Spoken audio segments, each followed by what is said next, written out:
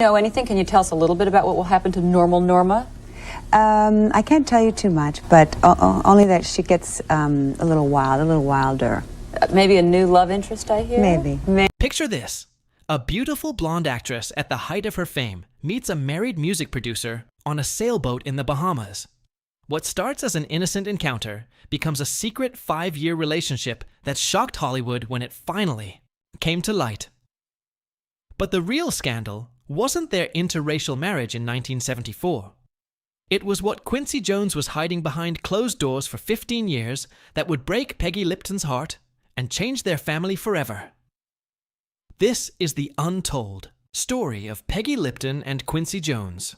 A love story that began with genuine passion but ended with devastating betrayals.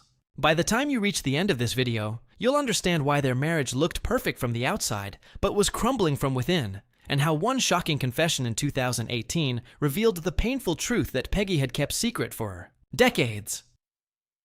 Peggy Lipton was born on August 30th, 1946, in New York City, to what seemed like the perfect American family. Her father was a successful lawyer who had graduated from Harvard, and her mother was an artist from a well-respected Jewish family. They lived in Lawrence, Nassau County, one of the wealthiest suburbs in New York, surrounded by other successful, educated families who cared deeply about maintaining their social status. But beneath this polished surface, dark secrets were eating away at young Peggy's childhood. Her family carried the weight of generational trauma, particularly from her mother's side, whose relatives had fled Latvia as Jewish refugees during times of terrible persecution. The pain and fear from those experiences had been passed down through the family, creating an atmosphere where appearances mattered more than honesty, and where problems were hidden rather than solved. When Peggy was around 7 years old, something happened that would change her life forever. She developed a severe stutter that was so bad she sometimes couldn't even say her own name. The happy, talkative little girl suddenly became quiet and withdrawn, dreading every moment at school when she might be called upon to speak. The embarrassment and frustration of not being able to communicate normally turned her into a different person entirely. The adults in her life dismissed her stutter as just a phase that she would eventually outgrow, never connecting it to the deeper emotional damage she was carrying. But Peggy knew the truth. Her speech problems were her body's way of expressing pain that she couldn't put into words. She later described becoming morbid and gloomy during this time, sometimes imagining her own death and holding her breath to see what it might feel like to die. At the age of 15, Peggy's life took a dramatic turn when her father helped her sign with the famous Eileen Ford modeling agency. It was an incredible opportunity for a teenager who could barely speak her own name without stuttering, but it also pushed her into an adult world she wasn't emotionally ready for. She was tall and slender, with striking ash blonde hair and large brown eyes that photographs captured beautifully. Soon, Peggy's face was appearing in fashion magazines all across the country. From the outside, she was living every teenage girl's dream. She was beautiful, successful, and making money doing something that seemed glamorous and exciting. But on the inside, she was still the same damaged little girl, now using marijuana, cocaine, and diet pills to cope with the pain and pressure she felt every day. The irony of her situation was heartbreaking. She could pose for photographers and look confident and beautiful in pictures that millions of people would see. But at night, she would lie awake worrying about having to speak on set the next day. She learned to avoid certain words that were particularly difficult for her to say, living in constant fear that her speech problems would be discovered and ruin her career. In 1964, when Peggy was 18, her family made a sudden move to Los Angeles.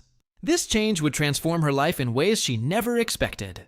Within months of arriving in California, she had left her family home and moved to Topanga Canyon, where she immersed herself completely in the counterculture movement that was taking over the area. She embraced yoga, meditation, vegetarianism, and the music scene with the enthusiasm of someone who had finally found where she belonged. She later described attending the famous Monterey Pop Festival in 1967 as a spiritual awakening, surrounded by people who looked and lived like she wanted to live. During this time, she also experimented with peyote, alongside British actor Terence Stamp. seeking freedom from the pain and constraints of her childhood. While this newfound freedom was exciting, it was also dangerous for someone who was still carrying such deep emotional wounds. Peggy was using drugs and alternative experiences to escape her problems rather than dealing with them, setting up patterns that would follow her for years to come. That same year, Peggy signed a contract with Universal Pictures, marking a major step forward in her career. But this advancement came with its own cruel twist. Acting required speaking clearly and confidently, the very thing her stutter made most difficult for her. She often had to pretend she had forgotten her lines when her stutter made it impossible to speak, though she discovered that when she read from a script, the words flowed much more easily than in normal conversation. Universal placed her in whatever roles they thought would suit her, and as a young actress under contract, she had no choice but to accept whatever they offered. Her television debut came in 1965, when she was 19 years old, appearing on The John Forsythe Show. It was a modest beginning, but it marked the moment when Peggy began transitioning from modeling into serious acting work. Over the next few years, she appeared in popular television shows like Bewitched, The Virginian, The Invaders, The Road West, The FBI, The Alfred Hitchcock Hour, and Mr. Novak. Each appearance put her in front of audiences who were loyal to their favorite shows and open to discovering new faces. Her work on The Alfred Hitchcock Hour was particularly important because it gave her experience with psychological suspense, a genre that would later shape her most famous role in Twin Peaks. In 1968, Peggy made her film debut in The Pictured Blue, a western that also starred her brother Robert Lipton. Working alongside established actors like Terence Stamp, Joanna Pettit, and Carl Malden gave her valuable experience with the different pace and scale of movie making compared to television work. But it was later in 1968 that Peggy's career and life changed forever when she was cast as Julie Barnes in The Mod Squad. This role would make her famous around the world and turn her into a cultural icon, but it would also bring pressures and complications that she wasn't prepared to handle. When The Mod Squad premiered on September 24, 1968, it gave television something completely new and revolutionary. Peggy's character, Julie Barnes, was a runaway from a troubled home who had been arrested for vagrancy and was now working as an undercover police officer alongside two other young outcasts. The show broke television rules by using hippie characters as the heroes and tackling controversial subjects that other programs wouldn't touch. Julie Barnes was a bridge between the establishment and rebellious youth culture, and Peggy's delicate, vulnerable performance made the character feel real and relatable. She didn't stutter when reading lines from a script, which gave her a freedom in acting that she had never experienced in real life. Playing someone else allowed her to express emotions and confidence that her own damaged psyche couldn't access. Her performance earned her 4 Emmy nominations in a row from 1969 to 1972, along with 4 Golden Globe nominations. In 1971, at just 24 years old, she won the Golden Globe for Best Actress in a television series drama, making her one of the youngest actresses ever to receive this honor. This victory was particularly meaningful because it came during the height of the Vietnam War and the civil rights movement, making her award more than just a personal achievement. Peggy's sudden fame also sparked a fashion revolution that swept across America. Her long, straight ash blonde hair, miniskirts, bell-bottom pants, and love beads became a national trend. Fashion magazines showcased the Julie Barnes look, and department stores sold Mod Squad-inspired clothing lines. Hair salons across the country had women requesting the Peggy Lipton cut. Ironically, despite being at the center of this cultural phenomenon, Peggy had no interest in fame or the spotlight. She later admitted that being famous made her feel paranoid and anxious, adding another layer of stress to her already complicated emotional life. Her style had softened the image of hippie culture for mainstream America, making it fashionable rather than threatening. But she was too insecure to truly enjoy her success. Behind the cameras, Peggy's personal life was chaotic and painful. She suffered from severe social anxiety that made her rarely want to leave her house, and she dreaded any interactions with the press or public. Her childhood trauma, including the severe stutter that had once made it difficult to say her own name, continued to haunt her, even as millions of people admired her on television every week. Her romantic relationships during this time were just as turbulent as her internal emotional state. At 18, she had begun an affair with Paul McCartney during the height of Beatlemania.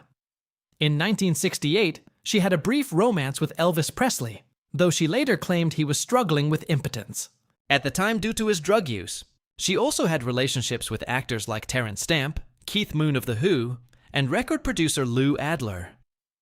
Despite being adored by millions of fans and having her choice of famous, successful men to date, Peggy described herself as deeply lonely and isolated. She often chose emotionally unavailable partners and admitted that her love affairs were more about fantasy and escape than genuine connection. The dark thoughts that had plagued her as a child continued into adulthood. She sometimes imagined her own death and would try to experience what her last breath might feel like. The entertainment industry had begun exploiting Peggy when she was just 15 years old, pushing her into a world that sexualized her before she was emotionally mature enough to handle it. By 17, she had learned to use her looks as protection for her damaged self-esteem, and she was regularly using marijuana, cocaine, and diet pills to cope with depression and anxiety. The demanding shooting schedule for the Mod Squad left her exhausted and withdrawn. By the end of the show's 5-year run, she was completely burned out and even more isolated than before. The very system that had made her famous had also left her struggling to maintain any sense of who she really was underneath the public image. It was during this vulnerable time in 1969 that fate intervened in the most unexpected way. Peggy was just 22 years old, and at the absolute peak of her fame when a mutual friend invited her on a boat trip to the Bahamas. On that sailboat, gently swaying in the crystal blue waters, she met Quincy Jones for the first time. Quincy was already an established and respected figure in the music industry, known for his work as a composer, arranger, and producer. But there was one major complication. He was married to Swedish model Ulla Andersson. Peggy later said she felt an immediate and powerful attraction to Quincy, a kind of connection she had never experienced before. But she was also realistic about the situation and kept her feelings carefully controlled, knowing there was no point in pursuing someone who was already committed to someone else. That sunny afternoon on the boat came and went, but the memory of meeting Quincy stayed with Peggy in a way that surprised her. Neither of them realized at the time that this chance encounter would be the beginning of a love story that would captivate Hollywood and challenge social attitudes for decades to come. For the next 5 years, Peggy carried the memory of that meeting while continuing her career and dating other high-profile men like Elvis Presley and Ryan O'Neal. But something about her connection with Quincy had been different, deeper, and more meaningful than her other relationships. She couldn't forget the way he had made her feel during their brief conversation on the boat. In 1974, Peggy began hearing whispers through Hollywood social circles that Quincy had separated from his wife. The timing that had been wrong 5 years earlier suddenly seemed to be aligning. Gathering her courage, she reached out to Quincy through his daughter Jolie, curious to see if there might now be a chance for something between them. Jolie returned with an answer that made Peggy both laugh and feel hopeful. She was told she was in the top 10 of women interested in her father. When Quincy later elaborated on this message, he added with characteristic charm, "But you had a bullet, baby," meaning she was quickly moving to number 1 on his list. When they reconnected, the spark between them reignited instantly and powerfully. Within just 2 weeks of getting back in touch, Peggy had moved into Quincy's Los Angeles home. She even took cooking lessons before moving in, because she knew Quincy was old-fashioned in some ways and didn't trust women who couldn't handle themselves in the kitchen. Quincy was so committed to having Peggy close to him that he installed a movie editing machine in their bedroom so he could work on scoring films without being separated from her. This gesture showed how seriously he took their relationship and how much he wanted to integrate their professional and personal lives. Their happiness was suddenly threatened in 1974 when Quincy, who was 41 years old, suffered 2 life-threatening brain aneurysms. The first one struck without warning while he was at home with Peggy. He later described the sensation as feeling like the back of my head had been taken off with a shotgun blast. The pain was so severe and sudden that Peggy was terrified she was going to lose him just as they had found each other. Doctors operated on Quincy for 7.5 hours to repair the damage from the first aneurysm, only to discover during surgery that he had a second aneurysm that was close to bursting. They immediately performed a second operation, removing part of his skull and securing it back in place with 6 metal clips. His condition was so serious that friends began preparing a memorial service at the Shrine Auditorium in Los Angeles, expecting him to die. Quincy later said the experience felt like attending his own funeral while still being alive. The surgeries saved his life, but they ended his career as a trumpet player forever, since the pressure from playing the instrument could potentially cause fatal complications. During this frightening and uncertain time, as Quincy struggled to recover, he and Peggy made the decision to get married, sealing a bond that had been forged through survival as much as love. Their wedding in 1974 immediately thrust them into the harsh spotlight of America's ongoing struggles with racial prejudice.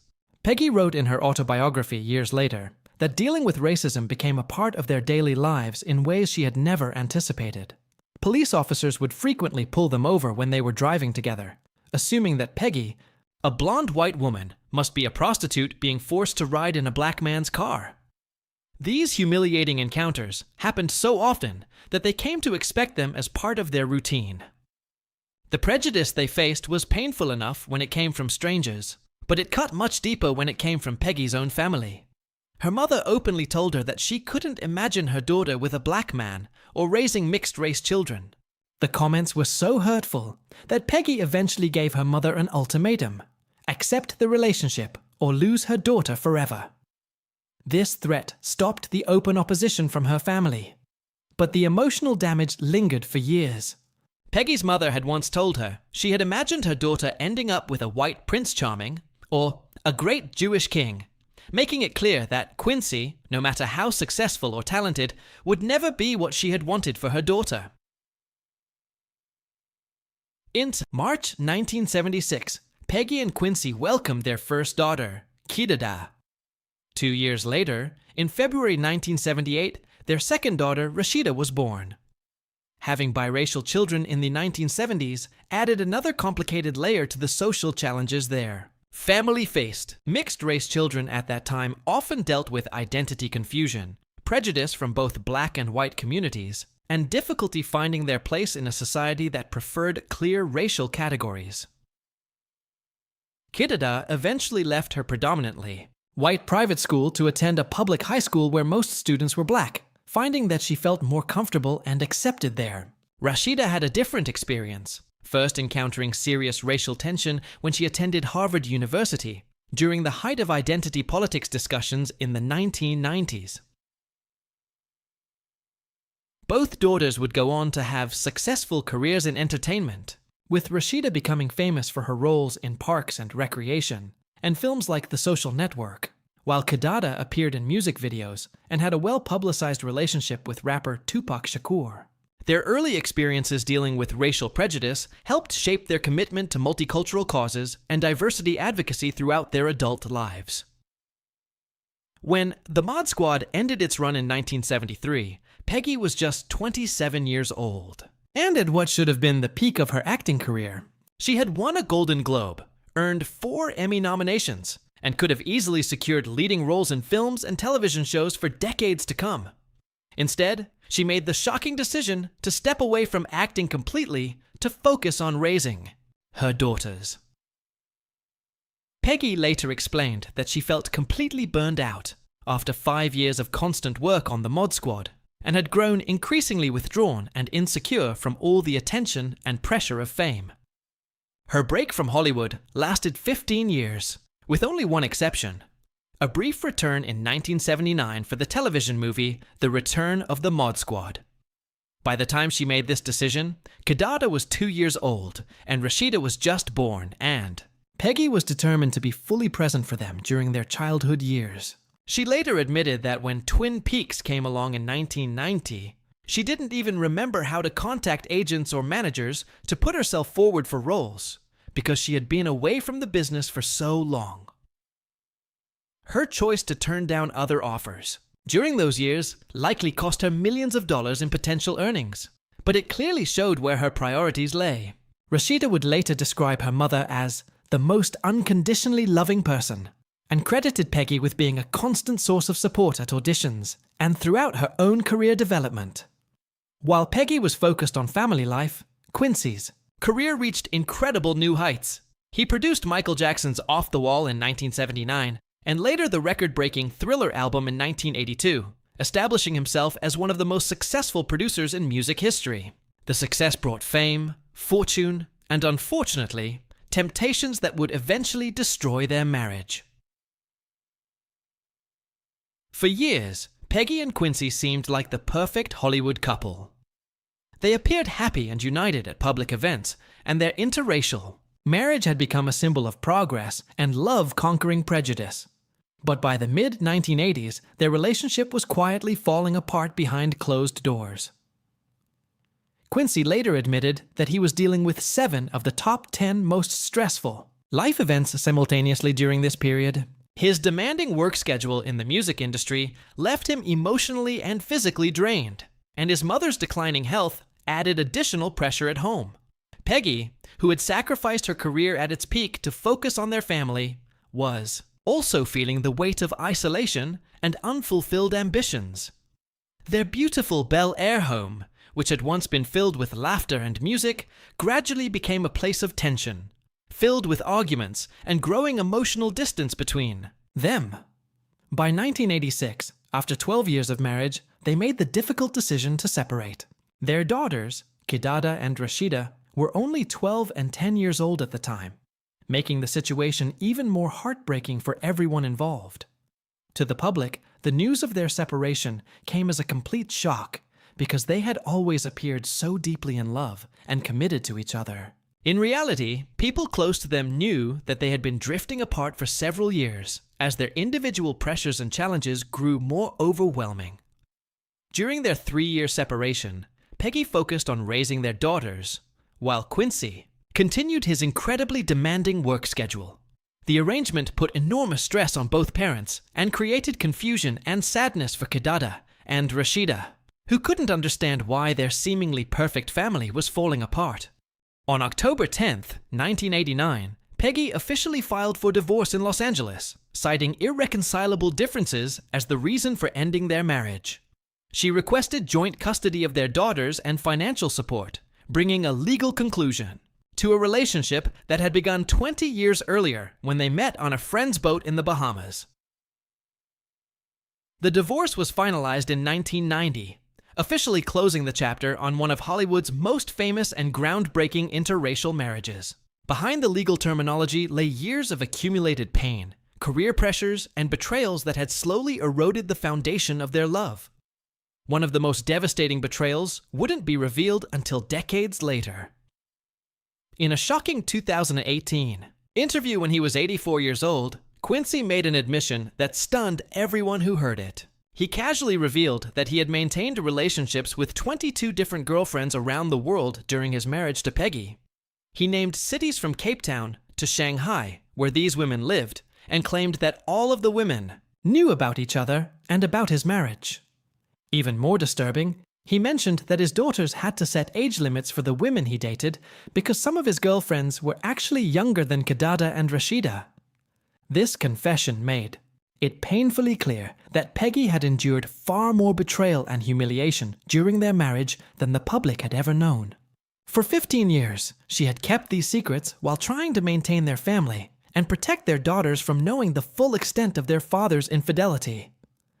The revelation also explained why their divorce had been so emotionally devastating for Peggy, and why she had struggled with depression and isolation for years afterward. She had not only lost her husband and the father of her children, But she had also discovered that their entire marriage had been built on lies and deception that she had been unaware of for most of their time together.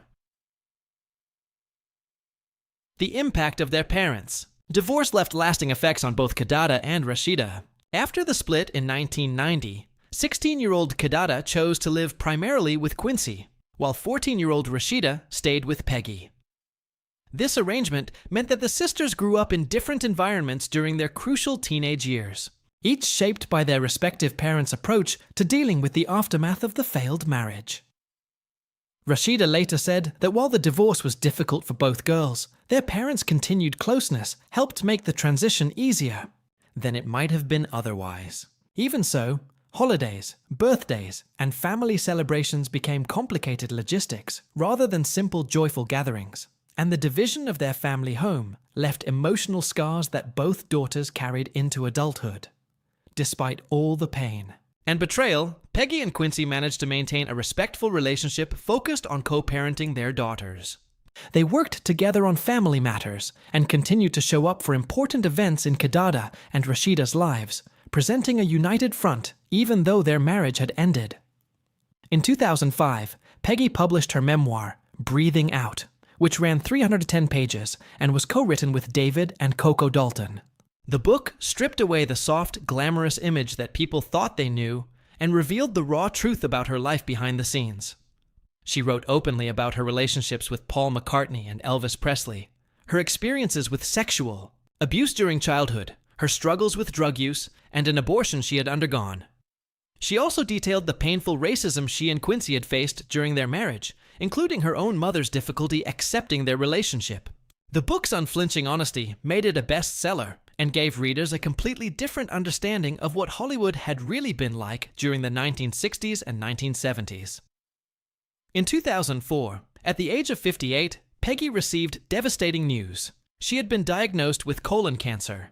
The diagnosis came just after she had completed a successful stage run in The Vagina Monologues, marking another transition point in her life.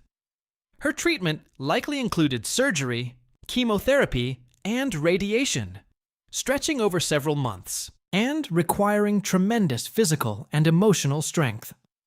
She fought the disease with the same determination that had carried her through childhood trauma, career challenges, and personal heartbreak.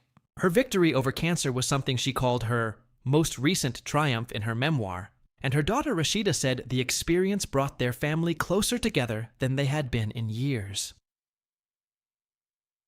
It would be another 15 years before the cancer returned, but her initial recovery demonstrated the resilience that had defined her entire life.